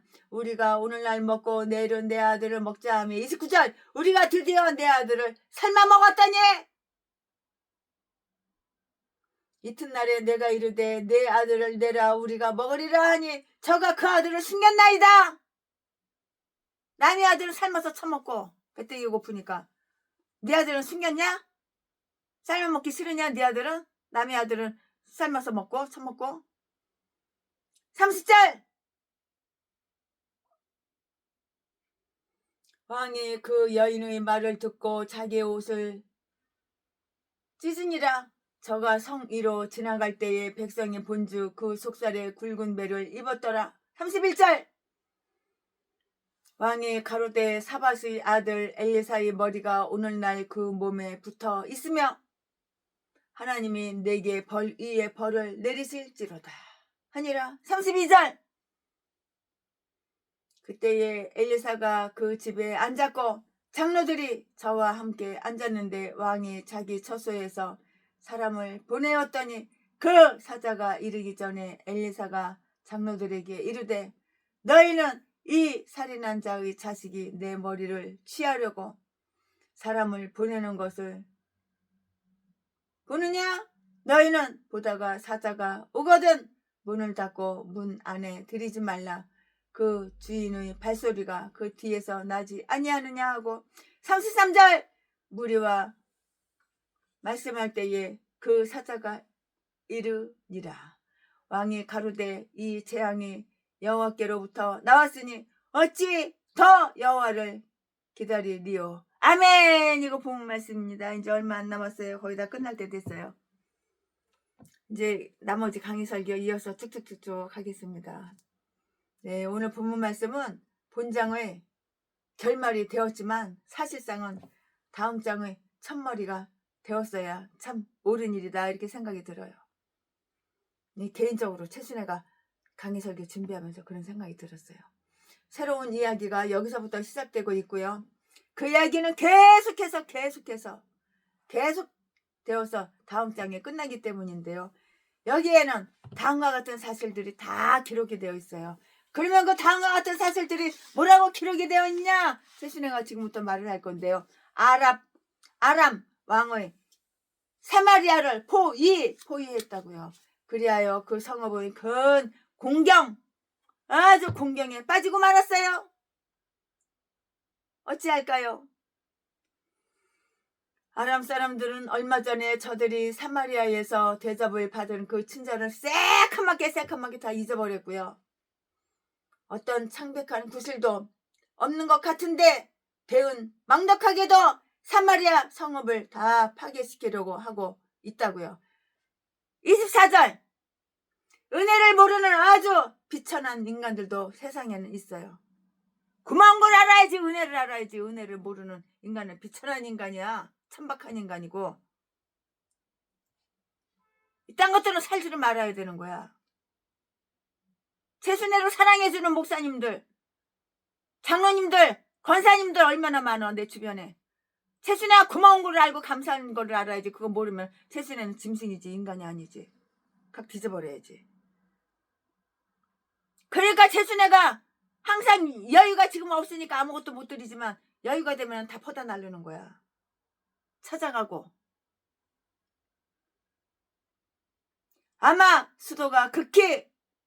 수도가 극한 상황으로까지 사정이 악화되었을 때는 25절 말씀에 그 나라 전체가 약탈을 당하고 황폐해졌을 것이라고 이렇게 생각할 수가 있는데요. 얼마 전 그 땅에는 기근이 있었고요. 아마도 그 기근으로 인해서 저들의 창고는 바닥이 나게 되었을 것이고요. 갑자기 포위를 당했기 때문에 식량을 비출할 그런 겨를이 없었을 것인데요. 때문에 밖에서는 칼이 죽음을 휘두르는 동안에 안에서는 기근 다 배고라 뛰죠. 배고파 죽어 먹을 게 없어. 기근 때문에 극심한 고통을 받았다고요. 예레미야가 4장 9절 말씀에 아람 사람들이 그 성읍을 일시에 몰락시키지 않고 굶어 죽도록 깨했기 때문이에요. 얼마나 배가 고픈 사람이 굶어 죽어. 저 북한에 3만 명이 굶어 죽었어. 고난의 행군 때. 김정은 저 새끼가 배때기가 아주 그냥 몸무게가 그냥 150kg가 나가고 배때기가 그냥 임신 10개월처럼 그렇게 튀어나왔어도 국민들은 안 먹이고 지 혼자만 처먹는 거야. 저런 새끼는 빨리 뒤져야 돼. 김정은이 공산당 빨갱이 새끼 북한에. 예레미야가 4장 9절 말씀에 아람 사람들이 그 성읍을 일시에 몰락시키지 않고 굶어 죽도록 깨있기 때문이라고요. 사실 실로 기근은 굉장했어요. 기근이. 살도 별로 붙어있지 않았고요. 맛이나 영양도 별로 좋지도 못하고요. 그네들이 의식 법상으로 정결하지도 못한 낙이 머리통 하나가 은 80세기에 5파운드씩이나 나갔고 얼마나 비싸. 계산해봐. 얼마나 비싸. 80세기라면. 본문에서는 비둘기 똥이라 불리는 쪽제비나 편두 또는 어떤 줘야 한 국물의 소량의 달걀 6개의 분량 정도도 못 되었다고요. 그러니까 몇 달치 벌어야지 한 끼 먹는 거야. 하루 먹고. 은 5세계 약 18에서 18에서 27잉에 팔렸는데요. 풍요를 귀중하게 아주 소중하게 여기며 감사할 줄 알아야겠는 거예요. 배부르면 감사할 줄 알아야 되는 거야. 배고파서 굶어 죽는 인간들이 얼마나 많아. 내가 배가 불러 내가 오늘 한 끼 식사했어. 감사할 줄 알아야 되는 거야. 고마운 줄 알아야 되는 거야. 기간 때에는 돈의 값어치가 얼마나 무시되는가를 한번 보라고요. 기근 때는 돈의 값어치가 얼마나 무시되는가를 보라고요. 먹을 수 있는 것을 위해서라면 돈쯤이야 얼마든지 쓰게 되는 거예요. 그러니까 배고프면 돈 주고 밥을 사 먹는 거야. 최순애는 밥 한 끼 15,000원짜리 사 먹으면 2만원 주고 5,000원 안 받아. 팁으로 그냥 5,000원 가시라고 그래. 그 고마운 걸 알거든. 감사한 걸 알거든. 밥을 한 끼 짓기 위해서 얼마나 고생을 했어. 쌀을 씻어야지. 재료 사야지. 다 다듬어야지. 그걸 아는 거야. 나는 할 줄도 모르지만. 그러니까 150만, 그러니까는 15,000원짜리 밥 사 먹으면 2만원 드리고 그냥 5,000원은 그냥 가지세요. 그리고 TV에 오르고 그냥 나오는 거야. 그 5,000원 악착같이 거실로 안 받아. 한 가난한 여인이 기근의 극한 상황에서 당한 슬픈 사연을 왕에게 알려왔는데요. 왕이 파수병을 돌아보며 궁술가들의 배열과 무너진 곳을 보수하게 하는 일 따위를 위해서 명령을 내리려고 성 1호 통과하고 있을 때에 그 성읍의 한 여인이 나위주 왕이여 도우소서 도우소서 이렇게 소리를 질렀어요. 소리쳤다고요. 26절에 어려움을 당한 백성들이야 직무상 자기들의 권리의 보호자요 억울한 일을 풀어주는 자인 임군에게 나아가 도움을 청하지 않는다면 어디로 가서 도움을 구하랴? 왕은 돌아보았으나 불쾌한 답변을 했고요. 27절 말씀에 여호와께서 너를 돕지 않으시면 내가 어쩌랴? 는 것이었는데요. 어떤 사람은 이 말이 시비를 건 것이라고 이렇게 본다고요. 곧 그가 화를 냈다고 보는 것인데요. 즉 하나님까지도 우리를 못살게 구는 이런 때에 도대체 너는 내게서 뭘 바라는 것인가? 라는 그러한 뜻으로 본다고요. 왕은 타작 마당이나 포도주를 이용하여 자기가 원하는 대로 그 여자를 그 여인을 도와줄 능력이 없었어요. 그래서 그녀에게 아무런 도움도 주려고 하지 않았는데요. 우리도 어떠한 처지에 놓이지 않을까 삼가 조심해야 하는 거예요. 조심하고 또 조심하고. 그러나 오히려 그 말은 이안하여 진정시키는 말로 보이는데요. 우리는 하나님을 생각하면서 그가 우리를 도울 때까지는 참으면서 현재의 고통을 잘 이용하도록 노력을 해야 되는 거예요. 나도 너를 도울 수 없노라 라는 뜻으로 이렇게 말인데요. 왕은 타작 마당과 포도주 틀이 비어있는 것을 아주 슬퍼했어요. 이것은 지금까지의 그들의 형편과는 아주 달랐고요. 왕도 예외가 아니었다고요. 우리는 군대를 대접하기 위하여 왕이 쓰도록 명령한 큰 식량에 관해서 읽었고요. 23절 말씀에 그러나 지금은 가난한 여자, 가난한 여인, 가난한 여자 한 사람도 구제할 식량이 왕에게는 없었다고요. 구제하고 싶은데 돈이 없으니까 구제를 못하는 거야.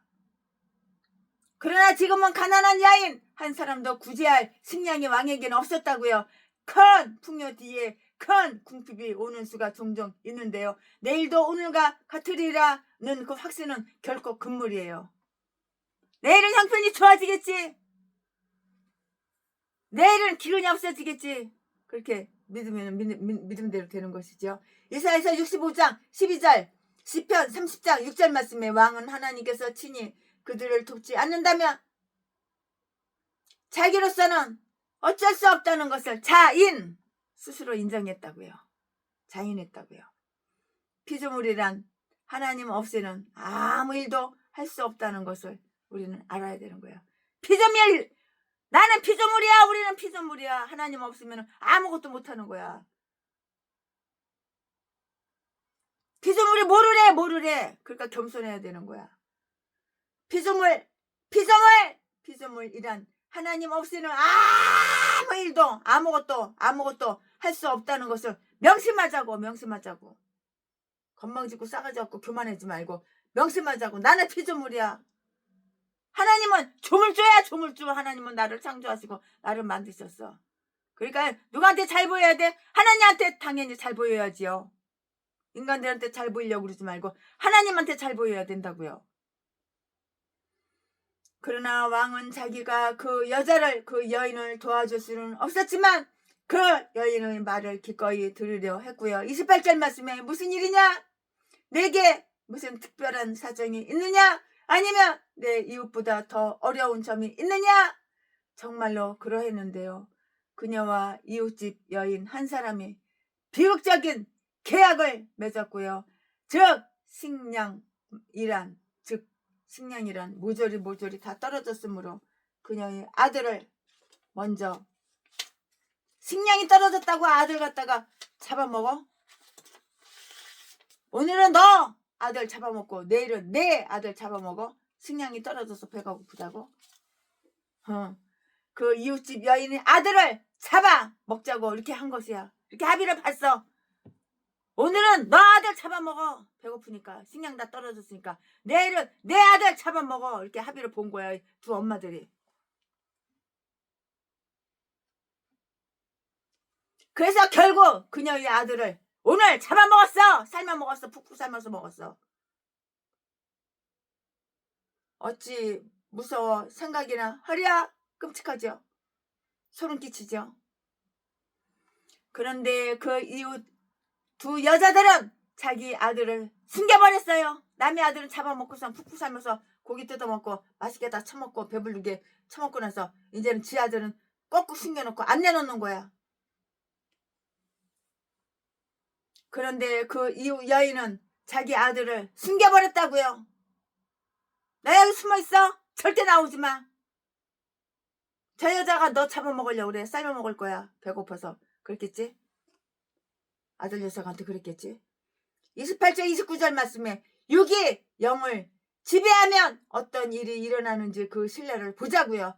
그때는 정순의 가장 자연스러운 본능적인 애정마저도 몸의 본능적 그 욕망 때문에 아주 무참히 정복되고 마는 그런 법이라고요.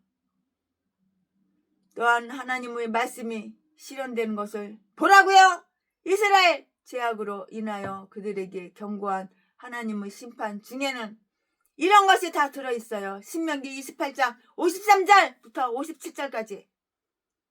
즉 그들이 자식을 잡아먹게 될 것이라는 것이라고요.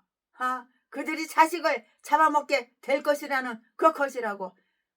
실천했잖아. 오늘 네 자식, 네 아들 새끼 푹푹 삶아서 가마솥에 푹푹 삶아서 잡아먹었잖아. 내일은 이제 내 아들 잡아먹을 건데 내 아들은 꼭꼭 숨겨놨잖아. 못 잡아먹게. 두 여자가 두 엄마가 이렇게 합의를 봤잖아. 오늘은 너 아들 잡아먹어. 내일은 내 아들 잡아먹어. 너 아들 오늘 푹푹 삶아먹어. 가마솥에 불 떼가지고 푹푹 삶아서 먹었잖아. 근데 그 다음날 이제 내 아들 잡아먹어야 내 아들은 갖다 숨겨놨어. 또한 하나님의 말씀이 실현된 것을 보자고요. 이스라엘 죄악으로 인하여 그들에게 경고한 하나님의 심판 중에는 이런 것이 들어있다고요. 신명기 28장 53절부터 57절까지. 즉 그들이 자식을 잡아먹게 될 것이라는 것인데요. 감히 누가 그 말을 믿었겠어요? 근데 그게 사실이라고. 사실이잖아. 그러나 그것이 사실화 되었잖아. 아들 잡아먹었잖아. 아들 가마솥에 푹푹 삶아서 먹었잖아. 고기 다 뜯어 먹었잖아. 이거 애미라는 년들이. 왕은 이 일로 인하여 엘리사에게 분노했어요. 그는 이 재난을 애통해 하면서 자기 옷을 찢고요. 속에 굵은 베옷을 입었다고요. 30절 말씀에. 그가 이 백성의 비극을 진심으로 걱정했기 때문이고요. 더욱이 그들을 도울 만한 힘이 자기에게는 없었던 거예요. 나의 힘이 되신 여호와여, 내가 주님을 사랑합니다. 여호와 하나님은 나의 힘이 되고 나를 돕지. 누가 인간이 나를 돕고 누가 어떤 인간이 나에게 힘이 돼. 나에게 피해나 끼치고 나를 해치기나 하지. 내 아들 새끼나 잡아먹지. 네 아들 새끼는 갖다 숨기고. 배고프니까.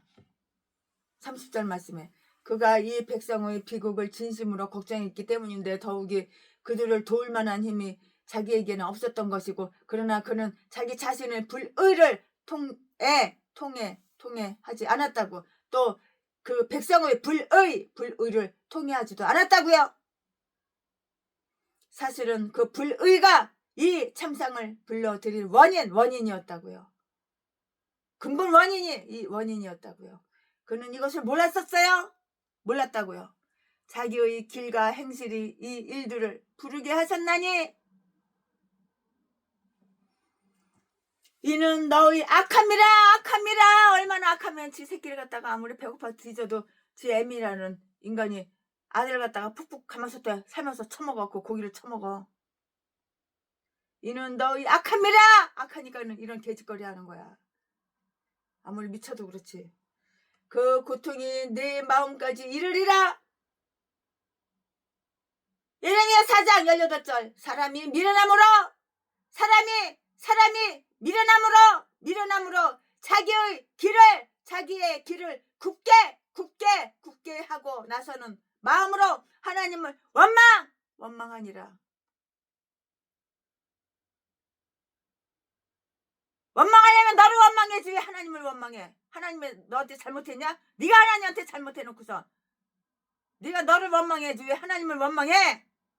이 악한 인간아.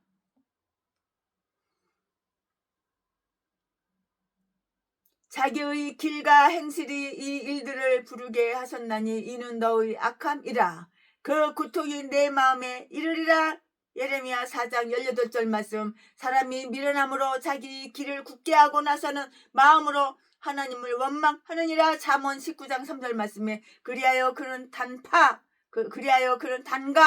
베델에 있는 송아지 상을 헐어버리겠다거나 바알의 예언자들과 아스다롯 상에게 율법을 시행하겠다는 맹세를 하지 않고 그 대신 엘리사를 죽이기로 이렇게 맹세했다고요. 31절 말씀에.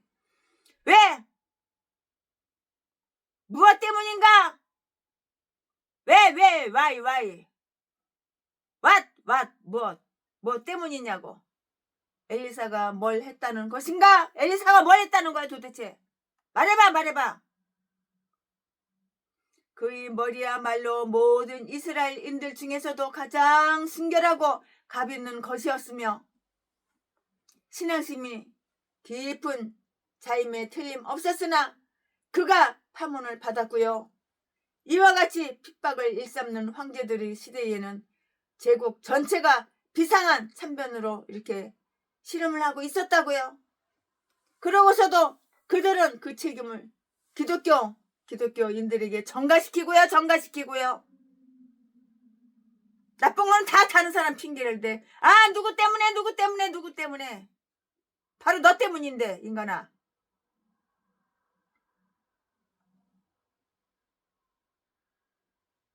다 다른 사람한테 전가시켜. 나쁜 거는 다. 불리한 거는 다 딴 사람한테 전가시켜. 그리고서도 그들은 그 책임을 기독교인들에게 전가시켰고요. 마침내 그들은 파멸의 선고를 받았던 것이라고요. 기독교인들을 사자들에게로 데려간 거야. 사자굴에 쳐놓는 거야. 사자들 물 뜯어먹으라고. 사람 고기 뜯어먹으라고. 아마 여호람이 이렇게 엘리사에게 분노한 이유는 그가 이 사실을 미리 예고했기 때문이라든가 또는 아람에게 투항하지 말고 버티라고 고집을 부렸기 때문이라고요. 아니면 엘리사가 기도를 통하여 포위를 풀어 그 성읍을 구원하지 않았기 때문이라고요. 다 이유가 있는 거예요. 뭐 때문에 제가 지금 설명해 드렸죠. 그는 엘리사가 그렇게 할 수도 있다고 가르쳐 놓고요. 그렇게 하지 않는다는 것이었는데요. 그러나 실상은 사실은 그들이 회개하고 개심하며 마음을 바꾸며 개심하며 개심하며 구원받을 준비를 하기까지는 그 예언자가 자기들을 위해서 기도해 주리라는 그런 기대는 가질 수가 없는 것이에요. 가질 수가 없었다고요. 엘리사는 왕이 자기를 해치려 한다는 것을 예견했고요. 32절 말씀에 그는 자기 집안에 조용히 앉아 있었는데요. 아마도 장로들도 분명히 그와 함께 대연히 있었을 것인데요. 반면에 왕은 그 그물에 걸린 들소 같았고요. 조용할 수 없어서 노호하고 있는 바다와도 같았고요. 엘리사는 자기의 목을 잘라!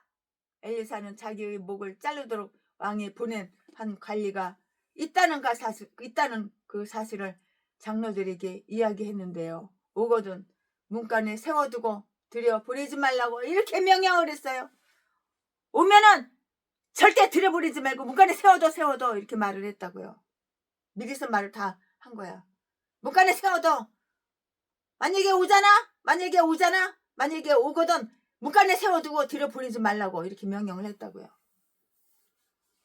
그 갈리오의 주인인 왕이 그를 뒤쫓아와서 그 명령을 취소할 것이었기 때문이고요. 그렇게 생각할 수도 있는데요. 엘리사에게 멀리서 일어나고 있는 일을 말할 수 있는 능력을 준 그 예언의 영이 또한 왕을 살인자의 아들이라고 부를 수 있는 권위를 주었다고요. 이러한 특별한 사명을 띠지 않는 이상 우리가 그러한 말씀을 모방해서는 안 되고요. 그것은 결코 우리로 하여금 주권자를 경멸하고 중개한 자를 악평하라고 이렇게 쓰여진 말이 아니에요. 엘리사는 자기가 왕의 손에 의해 그런 화를 받아야 되겠는지 생각해 보라고 장로님들에게 다 이렇게 말을 했어요. 이 왕이야말로 살인자의 아들이 아닌가 한번 생각해 보라고요. 엘리사가 무슨 악을 행했다는 것인가? 엘리사가 무슨 악을 행했어? 증거 내놔봐, 증거. 엘리사가 무슨 악을 행했다는 것인가? 그는 재앙의 날을 갈망하지 않았다고. 예레미야 7장 16절 말씀에 왕은 엘리야를 죽이라는 칙령의 시행을 막기 위해서 엘리사에게 와서 아주 다정하게 말했다는 것을 알 수가 있어요.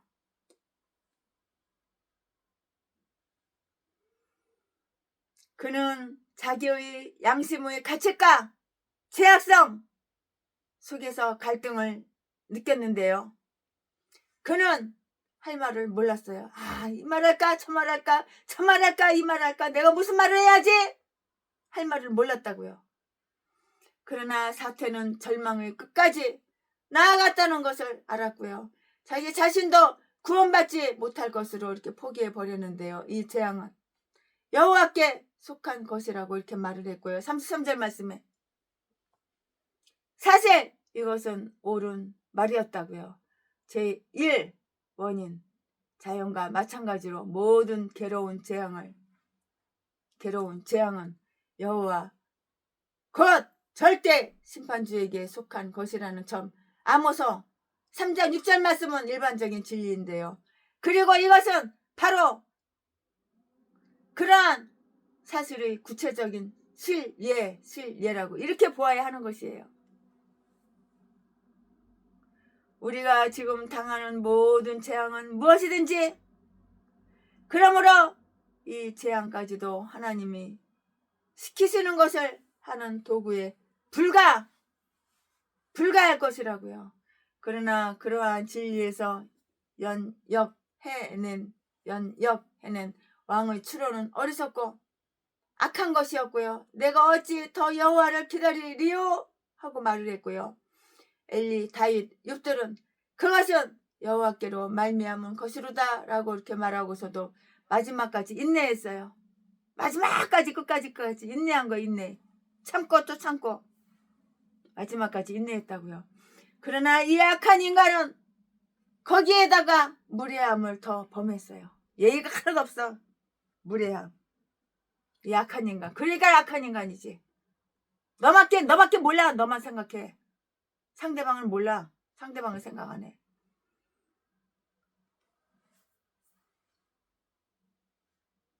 이제는 사태가 더 악화될 수도 더 호전될 수도 없으니 나는 선악간에 아무것도 기대하지 않으리라.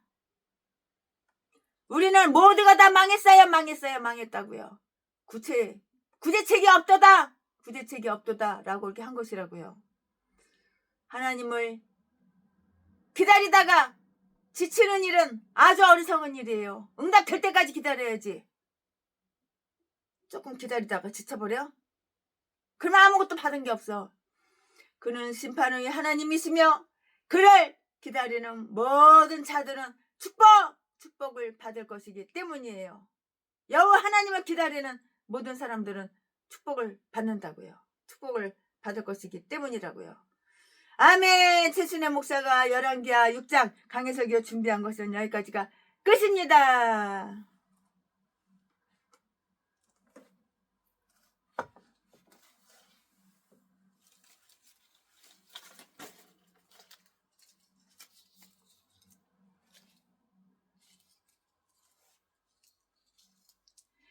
여호와 나의 목자 내게 부족 없네. 푸르른 초장 위에 나의 몸 누이시니 선한 목자 나의 목자여. 생수가 넘치는 곳 날 인도하시니.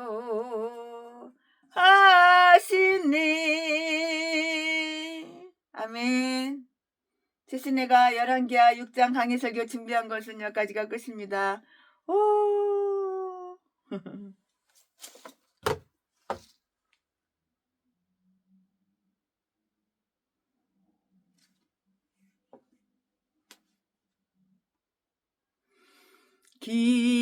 기름을 머리에 바르시는 주님 평생에 선하신 걸 인점 따르리니 선한 목자 나의 목자여. 생수가 넘치는 곳 날 인도하시니.